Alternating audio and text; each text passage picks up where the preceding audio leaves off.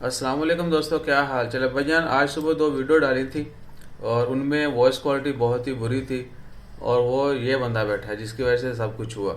इसने भाई माइक्रोफोन की एक तो ये फोम जो है ना वो गायब कर दिया है। फोम इसके ऊपर लगा होता है माइक के, वो गायब कर दिया जिसकी वजह से शोर और ये वो।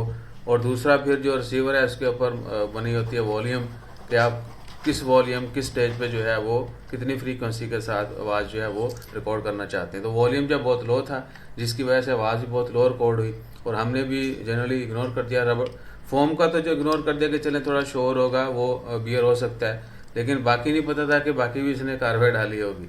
तो ये मान भी नहीं रहा है। ईसा जी। सलाम लो पहले, अस्सलाम वालेकुम। बोलो सॉरी फॉर सॉरी फॉर मेरी शरारतों के लिए। मेरी शर्ट कर दी है। मैंने मैंने माइक माइक खराब कर दिया।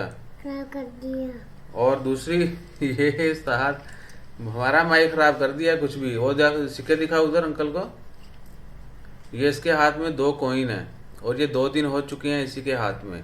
ये कुछ भी करे कहीं भी जाए हर हाल में इसने साथ रखने और एटलीस्ट 2-4 दिन तो रखेगा।